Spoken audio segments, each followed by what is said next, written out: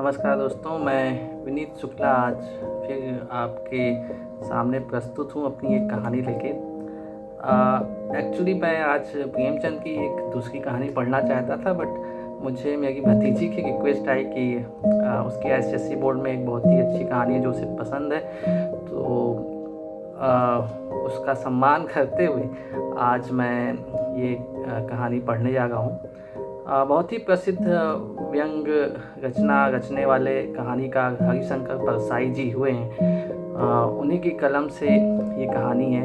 इसका नाम है भेड़ें और भेड़िए। इसमें इन्होंने नेताओं के विषय में व्यंग किया है कि किस तरह से नेता जो है जनता को छलते हैं और जो है उसके लिए बुद्धिजीवियों का भी सहारा लेते हैं। तो उसी के वही बेस है इस कहानी का। तो ज़्यादा बातें ना करते हुए स्टार्ट करते हैं कहानी। भेड़ें और भेड़िए। एक बार एक वन के पशुओं को ऐसा लगा कि वे सभ्यता के उस स्तर पर पहुंच गए हैं जहां उन्हें एक अच्छी शासन व्यवस्था अपनानी चाहिए, और एक मत से यह तय हो गया कि वन प्रदेश में प्रजातंत्र की स्थापना हो। पशु समाज में इस क्रांतिकारी परिवर्तन से हर्ष की लहर दौड़ गई कि सुख, समृद्धि और सुरक्षा का स्वर्ण युग अब आया, और वह आया जिस वन प्रदेश में हमारी कहानी ने चरण धरे हैं। जिस वन प्रदेश में हमारी कहानी ने चरण धरे हैं उसमें भेड़ें बहुत थीं। भेड़ें निहायत नेक, ईमानदार, दयालु, निर्दोष पशु जो घास तक फूंक फूंक कर खाता है। भेड़ों ने सोचा कि अब हमारा भय दूर हो जाएगा। भेड़ों ने सोचा कि अब हमारा भय दूर हो जाएगा। हम अपने प्रतिनिधियों से कानून बनवाएंगे कि कोई जीवधारी किसी को न सताए न मारे, सब जिए और जीने दें। शांति, स्नेह, बंधुत्व और सहयोग पर समाज आधारित हो। इधर भेड़ियों ने सोचा, यहाँ भेड़ियों की बात हो रही, एक समूह भेड़ियों का भी है, और ये जो समूह था ये भेड़ें हैं जो सोच रही थी या भेड़ियों के मन में क्या चल रहा। इधर भेड़ियों ने सोचा कि हमारा अब संकट काल आया। भेड़ों की संख्या इतनी अधिक है कि पंचायत में उनका बहुमत होगा, और अगर उन्होंने कानून बना दिया कि कोई पशु किसी को न मारे तो हम खाएंगे क्या? क्या हमें घास चरना सीखना पड़ेगा? अब ज्यों-ज्यों चुनाव समीप आता, भेड़ों का उल्लास बढ़ता जाता, और ज्यों-ज्यों चुनाव समीप आता, भेड़ियों का दिल बैठा जाता। एक दिन बूढ़े सियार ने भेड़ियों से कहा, मालिक, आजकल आप बड़े उदास रहते हैं। हर भेड़िए के आसपास 2-4 सियार रहते ही हैं। जब भेड़िया अपना शिकार खा लेता है तब ये सियार हड्डियों से लगे मांस को कुतर कर खाते हैं और हड्डियां चूसते रहते हैं। ये भेड़िए के आसपास दुम हिलाते चलते हैं, उसकी सेवा करते हैं और मौके बेमौके हुआ हुआ चिल्लाकर उसकी जयकार करते हैं। तो समाज में जो चापलूस लोग हैं, जो नेताओं की चापलूसी करते हैं, उनको यहाँ सियार से दर्शाया गया है। तो बूढ़े सियार ने गंभीरता से पूछा, महाराज, आपके मुख चंद्र पर चिंता के मेघ क्यों छाए हैं? वह सियार कुछ कविता भी करना जानता होगा, या शायद दूसरे की उक्ति को अपना बनाकर कहता हो। खैर, भेड़िए ने कहा, तुझे क्या मालूम नहीं है कि वन प्रदेश में नई सरकार बनने वाली है? हमारा राज्य तो अब गया। सियार ने दांत निपोर कर कहा, हम क्या जाने महाराज, हमारे तो आप ही माई बाप हैं। हम तो कोई और सरकार नहीं जानते। आपका दिया खाते हैं, आपके गुण गाते हैं। भेड़िए ने कहा, मगर अब समय ऐसा आ रहा है कि सूखी हड्डियां भी चबाने को नहीं मिलेंगी। सियार सब जानता था, मगर जान कर भी न जानने का नाटक करना न आता तो सियार शेर न हो गया होता। आखिर भेड़िए ने वन प्रदेश की पंचायत के चुनाव की बात बूढ़े सियार को समझाई और बड़े गिरे हुए मन से कहा, चुनाव अब पास आता जा रहा है, अब यहाँ से भागने के सिवा कोई चारा नहीं, पर जाएं भी तो कहाँ। सियार ने कहा, मालिक सर्कस में भर्ती हो जाइए। भेड़िए ने कहा, अरे वहां भी शेर और रीछ को तो ले लेते हैं, पर हम इतने बदनाम हैं कि हमें वहां पे कोई पूछता ही नहीं। तो सियार ने खूब सोचकर कहा, तो अजायब घर में चले जाइए। भेड़िए ने कहा, अरे वहां भी जगह नहीं है, सुना है वहां तो आदमी रखे जाने लगे हैं। बूढ़ा सियार अब ध्यान मग्न हो गया। उसने एक आंख बंद की, नीचे के होठ को ऊपर के दांत से दबाया और एक टक आकाश की ओर देखने लगा, जैसे विश्वात्मा से कनेक्शन जोड़ रहा हो। फिर बोला, बस समझ में आ गया मालिक, अगर पंचायत में आप भेड़िया जाति का बहुमत हो जाए तो। भेड़िया चिढ़कर बोला, कहाँ की आसमानी बातें करता है, अरे हमारी जाति कुल 10% है और भेड़े तथा अन्य पशु 90%।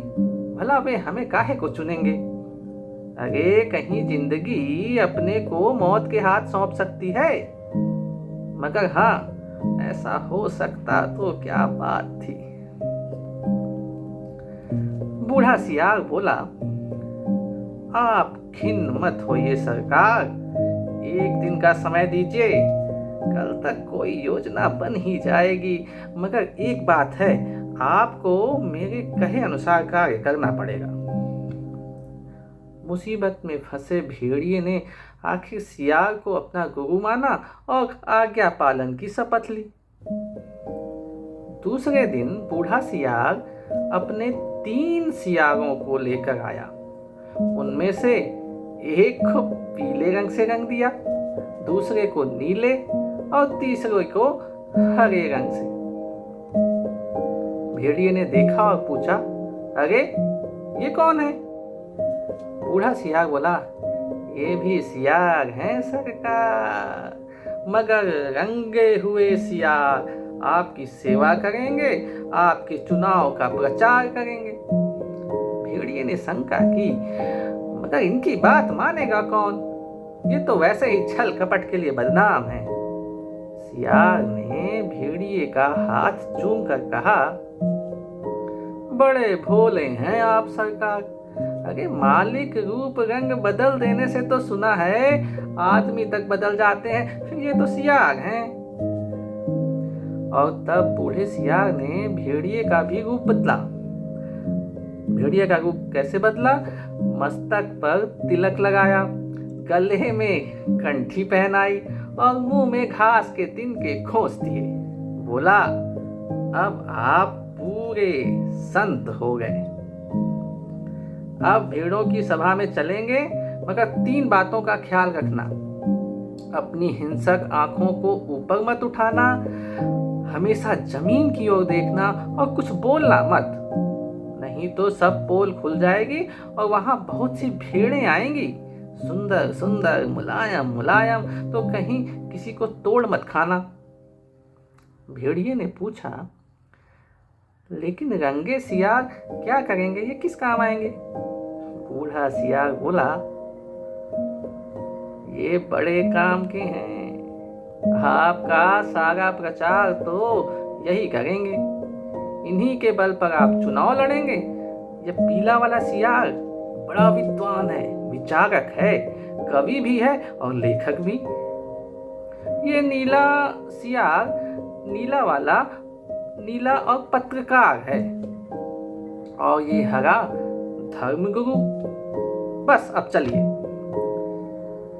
जरा ठहरो, भेड़िए ने बूढ़े सियार को रोका। कवि, लेखक, नेता, विचारक, ये तो सुना है बड़े अच्छे लोग होते हैं, और ये तीनों। बात काट कर सियार ने बोला, ये तीनों सच्चे नहीं हैं, रंगे हुए हैं महाराज। अब चलिए देर मत करिए। और वे चल दिए। आगे बूढ़ा सियार था, उसके पीछे रंगे सियारों के बीच भेड़िया चल रहा था। मस्तक पर तिलक, गले में कंठी, मुख में घास के तिनके। धीरे धीरे चल रहा था, अत्यंत गंभीरता पूर्वक सर झुकाए विनय की मूर्ति। उधर एक स्थान पर सहस्त्रों भेड़ें इकट्ठी हो गई थीं, उस संत के दर्शन के लिए जिसकी चर्चा बूढ़े सियार ने फैला रखी थी। चारों सियार भेड़िए की जय बोले हुए भेड़ों के झुंड के पास आए। बूढ़े सियार ने एक बार जोर से संत भेड़िए की जय बोली। भेड़ों में पहले से ही यहाँ वहाँ बैठे सियारों ने भी जय ध्वनि की।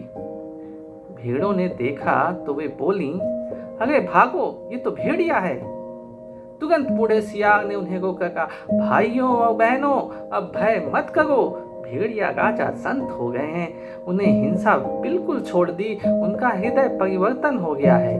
वे आज 7 दिनों से घास खा रहे हैं, रात दिन भगवान के भजन और परोपकार में लगे रहते हैं। उन्होंने अपना जीवन जीव मात्र की सेवा में अर्पित कर दिया है। अब वे किसी का दिल नहीं दुखाते, किसी का रोम तक नहीं छूते। भेड़ों से उन्हें विशेष प्रेम है। इस जाति ने जो कष्ट सहे हैं, उनकी याद करके कभी कभी भेड़िया संत की आंखों में आंसू आ जाते हैं।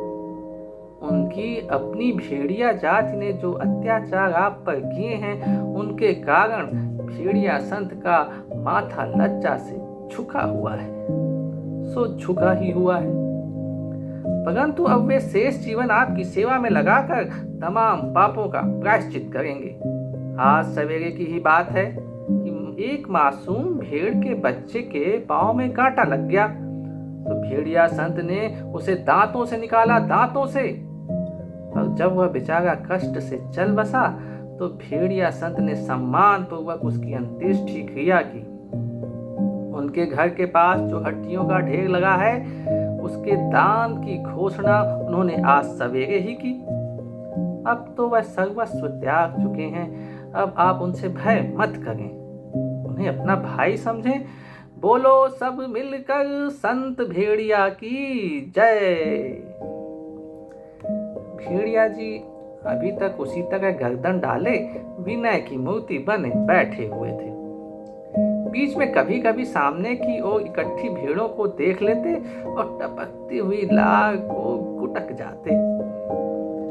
बूढ़ा सियार बोला, भाइयों और बहनों, मैं भेड़िया संत से अपने मुखार बिंद से आपको प्रेम और दया का संदेश देने की प्रार्थना करता, पर प्रेमवश उनका हृदय भर आया है और वो गदगद हो गए हैं और भावातिरेक से उनका कंठ अवरुद्ध हो गया है। वे बोल नहीं सकते। अब आप इन तीनों रंगीन प्राणियों को देखिए। आप इन्हें न पहचान पाए होंगे, पहचाने भी कैसे? ये इस लोक के जीव तो हैं ही नहीं, ये तो स्वर्ग के देवता हैं जो हमें सदुपदेश देने के लिए पृथ्वी पर उतारे हैं। ये पीले महाशय विचारक हैं, कवि हैं, लेखक हैं, नीले नेता हैं और स्वर्ग के पत्रकार और हरे वाले धर्मगुरु। अब कविराज आपको स्वर्ग संगीत सुनाएंगे। हाँ कवि जी, सुनाइए। पीले सियार को हुआ हुआ के सिवा और कुछ आता ही नहीं था। हुआ हुआ चिल्ला दिया, से सियार भी हुआ हुआ बोल पड़े। बूढ़े सियार ने आंख के इशारे से शेष सियारों को मना कर दिया और चतुराई से बात को यूं कहकर संभाला, भाई कवि जी तो कोरस में गीत गाते हैं, पर कुछ समझे आप लोग कैसे समझ सकते हैं?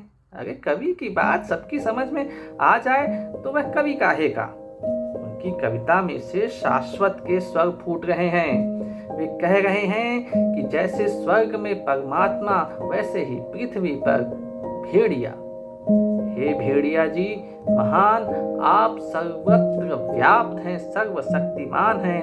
प्रातः आपके मस्तक पर तिलक करती है, साझा को उषा आपका मुख चूमती है, पवन आप पर पंखा करता है और रात्रि को आपकी ही ज्योति लच्छ लच्छ खंड होकर आकाश में तारे बनकर चमकती है। हे विराट, आपके चरणों से इस क्षुद्र का प्रणाम है। फिर नीले रंग के सियार ने कहा, निर्बलों की रक्षा बलवान ही कर सकता है। भेड़ें कोमल हैं, निर्बल हैं, अपनी रक्षा नहीं कर सकती। भेड़िए बलवान हैं, इसलिए उनके हाथों से अपने हितों को छोड़ निश्चिंत हो जाओ, वे भी तुम्हारे भाई हैं। आप एक ही जाति के हो, तुम भेड़ वह भेड़िया, कितना कम अंतर है।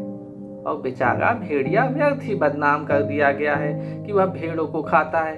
अरे खाते और हैं, हड्डियां उनके द्वार पर फेंक जाते हैं, ये व्यर्थ बदनाम होते हैं। तुम लोग तो पंचायत में बोल भी नहीं पाओगे, भेड़िए बलवान होते हैं, यदि तुम पर कोई अन्याय होगा तो डट कर लड़ेंगे। इसलिए अपने हित की रक्षा के लिए भेड़ियों को चुनकर पंचायत में भेजो। बोलो संत भेड़िया की जय। फिर हरे रंग के धर्मगुरु ने उपदेश दिया, जो यहाँ त्याग करेगा वह उस लोक में पाएगा, जो यहाँ दुख भोगेगा वह वहाँ सुख पाएगा, जो यहाँ राजा बनाएगा वह वहाँ राजा बनेगा, जो यहाँ वोट देगा वह वहाँ वोट पाएगा। इसलिए सब मिलकर भेड़िए को वोट दो। वे दानी हैं, परोपकारी हैं, संत हैं, मैं उनको प्रणाम करता हूँ। यह एक भेड़िए की कथा नहीं है, सब भेड़ियों की कथा है। सब जगह इस प्रकार प्रचार हो गया और भेड़ों को विश्वास हो गया कि भेड़िए से बड़ा उनका कोई हित चिंतक और हित रक्षक नहीं है। और जब पंचायत का चुनाव हुआ तो भेड़ों ने अपने हित रक्षा के लिए भेड़ियों को चुना और पंचायत में भेड़ों के हितों की रक्षा के लिए भेड़िए प्रतिनिधि बनकर गए। और पंचायत में भेड़ियों ने भेड़ों की भलाई के लिए पहला कानून ये बनाया, हर भेड़िए को सवेरे नाश्ते के लिए भेड़ का एक मुलायम बच्चा दिया जाए। दोपहर के भोजन में एक पूरी भेड़ तथा शाम को स्वास्थ्य के ख्याल से कम खाना चाहिए, इसलिए आधी भेड़ दी जाए। इसी के साथ हरिशंकर परसाई द्वारा रचित ये व्यंग रचना समाप्त होती है, ख़त्म होती है। उम्मीद करता हूँ आपको पसंद आई होगी। मुझे पढ़ने में तो मज़ा आया, आपको सुनने में भी मज़ा आया होगा। और अगर आया तो चैनल को सब्सक्राइब कीजिए, कहानी को शेयर कीजिए और अपना प्यार ऐसे ही देते रहिए। Thank you so much. धन्यवाद, धन्यवाद, धन्यवाद।